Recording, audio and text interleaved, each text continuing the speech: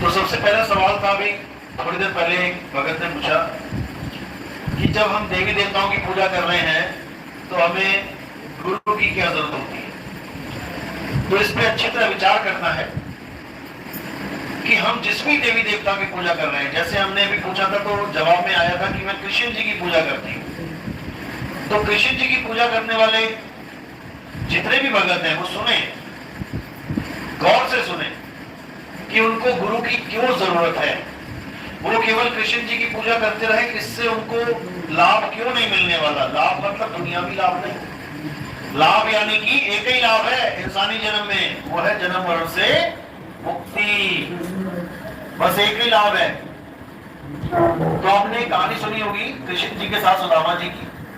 जब सुदामा जी और कृष्ण जी जंगल में जाते थे लकड़ी काटने, तो कृष्ण जी और सुदामा जी की दोस्ती बहुत बहुत ज्यादा गहरी दोस्ती थी। तो सुदामा जी जब लकड़ी काटने जाते थे ऊपर, तो टक टक की जब आवाज आती थी तो कृष्ण जी नीचे से समझ जाते थे कि क्या चल रहा है, और सुदामा को कहते थे कि भाई सुदामा ये क्या हो रहा है, ये टक टक की आवाज कैसी आ रही है। तो वो कहते थे मैं लकड़ी तोड़ रहा हूं, जबकि वो छोले चने वो दांतों से तोड़ तोड़ के खा रहे थे, जो गुरु उन्हें देते थे खाने के लिए, वो कृष्ण जी के हिस्से के भी खा जाते थे। तो वो दोस्ती कहां पे हुई थी उनकी, कहां मिले थे वो दोनों? गुरुकुल में, गुरुकुल में मिले थे। वो दोनों ही एक ही गुरु के शिष्य थे। सोचो, भगवान जिन्होंने बचपन में मिट्टी खाई और मां ने कहा मुंह खोल, तो क्या दिखाई दिया मुंह में? 3 लोग दिखाई दिए, पूरा ब्रह्मांड दिखाई दे गया। उस भगवान को एक गुरु धारण करने की जरूरत क्या पड़ गई भाई? जो पूरे ब्रह्मांड को अपने मुंह में लेके घूम रहा है, उसको किसी गुरु की क्या जरूरत पड़ गई? लेकिन जरूरत थी, तभी तो गए वहां पे। तो जब भगवान ने गुरु धारण किया, तो भाई भगवान के भक्तों को गुरु धारण करने की जरूरत क्यों नहीं पड़ेगी? बिल्कुल पड़ेगी। कृष्ण जी ने गीता का ज्ञान दिया, जिस ज्ञान को सुन के आज पूरे विश्व में ढोलकियां पीटी जा रही हैं। आप देखोगे पहले तो केवल हिंदू ढोलकी पीटते थे, अब अंग्रेज भी पीटने लग गए। हरे कृष्णा हरे रामा का मंत्र पूरे विश्व में गूंज रहा है। क्या जर्मनी, क्या फ्रांस, क्या इटली, अमेरिका, कनाडा, हर जगह लोग संन्यास की बातें कर रहे हैं। बड़े बड़े आईटी के अधिकारी, बड़े बड़े बिजनेसमैन अपना सब कुछ त्याग के हरे कृष्णा हरे रामा कर रहे हैं, कृष्ण जी के गुणगान गा रहे हैं। क्यों? क्या कारण है इसके पीछे? क्योंकि उन्हें भगवान की समझ आ गई है। उनको गीता का ज्ञान समझ आ गया है कि भाई जितना मर्जी इकट्ठा कर ले, अंत समय में खाली के खाली जाना पड़ेगा। ये जन्म माल खजाना इकट्ठा करने के लिए नहीं मिला है, ये जन्म मिला है भक्ति करके मुक्ति प्राप्त करने के लिए। मैं ये नहीं कह रहा कि नौकरियां छोड़ दो जैसे वो लोग छोड़ के चले गए। नौकरियां छोड़ने की जरूरत नहीं है। बहुत से लोग यूट्यूब में दिखाते हैं करोड़पति ने संन्यास लिया, आईटी अधिकारी ने संन्यास लिया। भाई संन्यास एक आदमी लेता है, करोड़पति और रोडपति संन्यास नहीं लेता है। एक जीव संन्यास लेता है, एक मालिक का प्यारा संन्यास लेता है। वो करता भले कुछ भी हो। करोड़पति ने संन्यास ले लिया तो उसको बड़ा हाईलाइट कर दिया, और जब एक रिक्शे वाला संन्यास ले ले उसको कोई ना पूछता। एक गरीब आदमी संन्यास ले ले, उसको कोई ना पूछे, उसका यूट्यूब चैनल ना बनाए, उसको हाईलाइट ना करे। ये भी भेदभाव दिखाते हैं लोग। लोग यूट्यूब पे आने के लिए सन्यासी बने पड़े हैं। कहीं तो बिजनेस छोड़ के संन्यास लूंगा और 5 करोड़ व्यूज आ जाएंगे, मुझे दुनिया जान जाएगी। ये भी एक अहंकार है। ऐसा संन्यास लो कि किसी को पता ही ना लगे गए कहां तुम, तब तो समझ में आता है कि भाई संन्यास लिया। नहीं तो ये सब देखा हुआ है। तो भगवान का जो जीव है उसको जब समझ में आ जाती है कि मेरे जीवन का लक्ष्य क्या है, वो खुद ही सन्यासी हो जाता है। इसका मतलब ये नहीं कि वो कपड़े पहने सन्यासी वाले, वो घर में ही सन्यासी हो जाता है। हमारे कितने भगत कहते हैं महाराज जी जब से आपके सत्संग सुने हैं कुछ अच्छा ही नहीं लग रहा, मियाँ बीवी बाल बच्चे नौकरी चाकरी कर तो रहा हूं लेकिन इसमें कुछ मजा नहीं आ रहा है। ऐसा जादू हो गया सत्संग का कि कुछ अच्छा ही नहीं लग रहा। घरवाली कहती है तेरे ऊपर कुछ कर दिया, मुझे पता नहीं किस किस के पास झाड़ू मरवा के ले आई।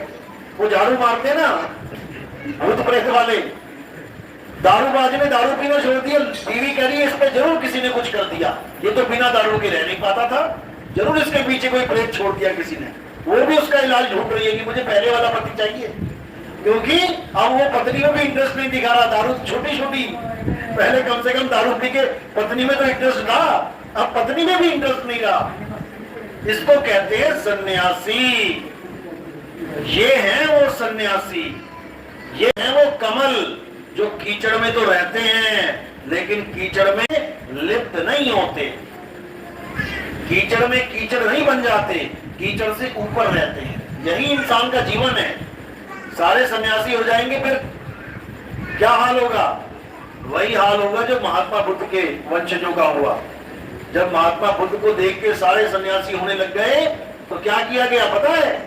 खात्मा कर दिया गया उनका बड़े लेवल पे। ये तो अब मिल रहे हैं थोड़े बहुत, वो भी जंगलों में जा जाके पहाड़ों में जा जाके छिपे हैं ये लोग। देखो इनकी गुफाएं कहां कहां पे, शेरों के बीच में गुफाएं बना के रखते थे, ऐसे ऐसे भी थे।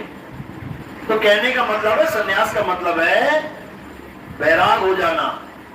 घर में ही बैरागी बन सकते हो आप, कोई जरूरी नहीं कि सन्यासी बनना है। तो ये सवाल था कि गुरु धारण क्यों करना है? गुरु धारण करना है सत्य को जानने के लिए। क्योंकि आप जिनकी पूजा कर रहे हो, किसी की भी पूजा कर रहे हो, राम जी की, कृष्ण जी की, हनुमान जी की, या कोई मुस्लिम भाई है वो कुरान पढ़ रहा है, वो नमाज पढ़ रहा है, मस्जिद में जा रहा है, अच्छी बात है। कोई सिख भाई है गुरुद्वारे जा रहा है, बाणी देख रहा है, बाणी पढ़ रहा है, बहुत अच्छी बात है। कोई ईसाई गिरजाघर में जा रहा है, वहां पे प्रेयर कर रहा है, बहुत अच्छी बात है। कुछ नहीं करने से कुछ करना बहुत अच्छी बात है, लेकिन जो असली चीज है करने वाली वो तुम्हें बिना गुरु के पता नहीं लगती। जैसे तुम्हारा स्कूल, तुम्हारा बच्चा है छोटा सा, अभी स्कूल जाना शुरू नहीं किया, अब वो पेंसिल लेके कागज पे कुछ लिख रहा है, कुछ बना रहा है, ड्राइंग व्राइंग, कुछ गोले काटे मार रहा है, तो अच्छा है, कुछ तो कर रहा है। पेन और पेंसिल से, कागज से प्रेम तो कर रहा है ना वो, चाहे वो कुछ भी मार रहा है उसमें। क्यों? वो तब तक मारेगा जब तक उसको गुरु नहीं मिल गया। क्या स्कूल में जाके भी वो कांटे मारेगा? उसका हाथ पकड़ लेगा गुरु, बेटा ऐसे का बनता है। पढ़ाया बच्चों को आपने, अपने छोटे छोटे बच्चों को हाथ में हाथ पकड़ना पड़ता है उनका, और उनके हाथ को पकड़ के घुमाना पड़ता है। 10 बार 15 बार 20 बार तुम घुमाते हो तो 21वीं बार वो खुद ही घुमाने लग जाता है। यानी एक बच्चा जब बिना गुरु के पेंसिल लेता है तो ऐसी भाषा लिखता है कि तुम समझ ही ना पाओ लिख क्या दिया उसने, लेकिन जब वो गुरु के साथ जुड़ के लिखता है तब तुम आराम से उसको समझ सकते। इसी प्रकार बिना गुरु के जब आप पूजा पाठ करते हो तो आप किसकी पूजा कर रहे होते हो? आपको यही नहीं पता है। यही गुरु समझाता है कि तुम किसकी पूजा करते रहे, और पूजा करनी किसकी थी? क्योंकि बिना गुरु के हम किसकी पूजा करते हैं? शरीरों की। आप कोई भी भगवान की पूजा कर रहे हैं तो आप किसकी पूजा कर रहे हैं? शरीर की। और शरीर क्या है? शरीर 10 इंद्रियों का बंडल है। बंडल है। जैसे कार क्या है? कार कलपुर्जों का बंडल है। कोई भी कार है, उसका एक एक नट बोल्ट खुला कर दो, इंजन खोल दो, दरवाजे खोल दो, ऐसे बिछा दो एक एक चीज। अब उसमें कार ढूंढ के दिखाओ कहां है, कार उठा के दिखाओ कहां है, कहां गई कार? कौन सा पार्ट कार है? कुछ भी उठाओगे तो दरवाजा उठा लिया, नट उठा लिया, बोल्ट उठा लिया, रिपन उठा लिया, इंजन को हाथ लगा दिया, एक्सीलेटर की, क्लच की वायर, ये सब बिखरा पड़ा है। इसमें कार कहां गई? और जब इसको इकट्ठा कर दो तो वो कार बन गई। इसी प्रकार जब हम भगवान को ऐसे अलग अलग करते हैं, जिसकी आप पूजा कर रहे हो, तो आपको भगवान ढूंढे नहीं मिलेगा। और जब यही 10 इंद्रियों को हम इकट्ठा कर देंगे तो एक भगवान बन जाएगा। किसकी पूजा कर रहे हो आप? देखो, किसी भी देवी देवता की आप जो पूजा कर रहे हो उसको देखो कि क्या पूजा मैंने। बाल, माथा, आंखें, गाल, होंठ, गला, हाथ, पैर, इन सबको अलग अलग बिछा दो। जब सबको अलग बिछा दोगे तो तुम्हें भगवान ढूंढे नहीं मिलेगा कहां गया। कोई भी चीज उठाओगे, ये हाथ है, ये पैर है, ये बाल है, ये खाल है, ये नाक है, ये होंठ है, भगवान कहां है? आसानी से और समझ लो कि 10 इंद्रियां हम सबके पास हैं। 10 इंद्रियां होती हैं, 5 कर्म इंद्रियां, 5 ज्ञान इंद्रियां। कर्म इंद्रियां क्या होती है? जिससे हम कर्म करते हैं, जैसे हाथों से कर्म करते हैं, पैरों से कर्म करते हैं, मुंह से कर्म करते हैं, और लैट्रिन बाथरूम के लिए जो इंद्रियां यूज करते हैं उससे कर्म करते हैं। तो ये 5 इंद्रियां हो गई कर्म इंद्रियां। और ज्ञान इंद्रियां क्या है? जिससे हमें ज्ञान प्राप्त होता है। यानी आंख से ज्ञान होता है कि लाल है कि काला, पीला है कि हरा, पापा है कि मम्मी। कान से पता लगता है शेर दहाड़ा की बिल्ली म्याऊं म्याऊं कर रही है, कुत्ता भौंका, या सांप फुस फुस कर रहा है। तो ये ज्ञान इंद्रियां है। नाक, नाक से पता लगेगा खुशबू है, बदबू है, तो ये ज्ञान इंद्रिय है। जीभ, जीभ से पता लगेगा खट्टा है, मीठा है, चटपटा है, करारा है, कड़वा है, तो ये ज्ञान इंद्रिया होगी। और 5वीं इंद्रिय क्या है? ये खाल। ये जो खाल है आपकी पूरी चढ़ी हुई, ये ज्ञान इंद्रिय है। इससे आपको पता लग जाता है ठंडा है, गर्म है, गीला है, सूखा है। जब कपड़ों को देखना होता है, सूखे हुए जो तार पे डाले हुए कपड़े, जब उनको देखना होता है गीले कि सूखे, तो कैसे देखते हो? आंखों से। आंखों से देख के पता लग जाता है कि सूखे कि गीले हैं। किससे पता लगता है? छूने से। यानी तुम्हारा हाथ आंख का काम कर रहा है, आंख से भी ज्यादा। जो आंख नहीं समझ पा रही है गीला है सूखा है, वो केवल छूने से पता लग जा रहा है तुम्हें। तो ये चमड़ी क्या है? तुम्हारा हाथ आंख का काम कर रहा है, आंख से भी ज्यादा। जो आंख नहीं समझ पा रही है गीला है सूखा है, वो केवल छूने से पता लग जा रहा है तुम्हें। तो ये चमड़ी क्या है? ज्ञान इंद्री। अब ये 10 इंद्रियां हो गई, 5 कर्म इंद्रियां, 5 ज्ञान इंद्रियां। अब इन कर्म इंद्रियों और ज्ञान इंद्रियों को बिछा दो, 10 खूंटी टांग दो, 10 पे 10 को लटका दो। आंख लटका दी, कान लटका दिया, नाक लटका दी, जीभ लटका दी, चमड़ी लटका दी, हाथ पैर लटका दिए। अब इनमें से भगवान कौन है? किसकी पूजा कर रहे थे? कौन है भगवान इसमें? और इसी का एक बंडल बना दिया फिर से, हाथ के पैर के ऊपर, पेट के ऊपर, हाथ के ऊपर, आंख नाक, और बन गया भगवान। मैं तो भगवान का पुजारी हूं। तुम भगवान के पुजारी नहीं, तुम इंद्रियों के पुजारी हो। तुम इंद्रियों के पुजारी हो। और भगवान कहते हैं मैं इंद्रिय तीत हूं। इंद्रिय तीत मतलब होता है इंद्रियों से परे हूं। हे अर्जुन, तू और मैं ये शरीर नहीं है। शरीरों के मारे जाने पर भी आत्मा नहीं मरती। तू और मैं आत्मा है। शरीर तो आत्माओं के कपड़े हैं।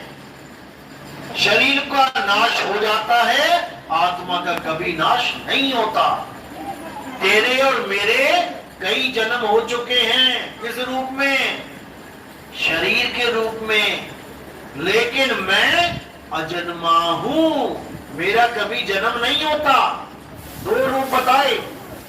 पहला रूप शरीर का रूप जिसके जन्म और मरण होते हैं, और दूसरा रूप आत्म स्वरूप जो शरीरों के जन्म और मरण होते हैं वो सबके होते हैं। सब शरीर रूप में है।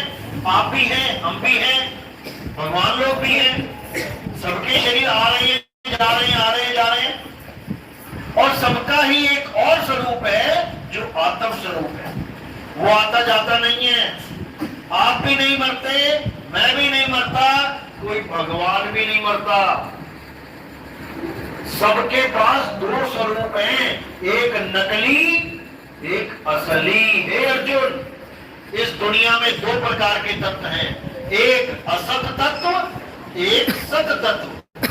शरीर तो सारे असत हैं, क्योंकि शरीर पैदा होते हैं और शरीरों का नाश हो जाता है, लेकिन आत्मा ये सत्य है, इसका कभी किसी काल में नाश नहीं होता। इसी को समझना है, यानी शरीरों से ऊपर उठना है और आत्मा को जानना है। इसी को आत्मज्ञान कहते हैं।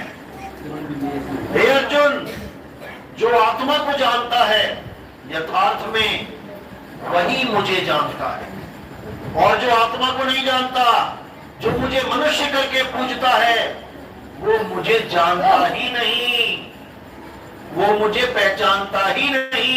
वो मुझे इंद्रियां समझ के, इन इंद्रियों की पूजा करके जन्म बर्बाद कर देता है। क्योंकि ये जितनी भी इंद्रियां हैं, जितने भी शरीर हैं, ये सब तीन गुणों के अंतर्गत आते हैं, तीन गुणों से नीचे आते हैं। अध्याय 7 पढ़ो। हे अर्जुन, जिनकी बुद्धि मारी गई है, मति मारी गई है, जिनका ज्ञान माया के द्वारा हर लिया गया है, वो सदा तीन गुणों से नीचे रह जाते हैं, और जो मेरे यथार्थ रूप को पहचान जाते हैं, वो सहज ही इस त्रिगुणी माया को लांग जाते हैं। इसको समझना है।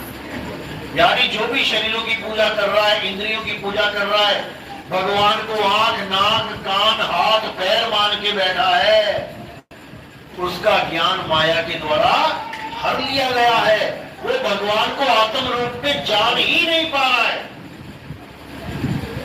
कृष्ण जी की लीला जब खत्म हुई थी, उसके बाद कृष्ण जी के शरीर की मृत्यु कैसे हुई थी पता किसी को? पैर में तीर लग के। किसने मारा था वो तीर? जिसको राम जी ने तीर मारा था,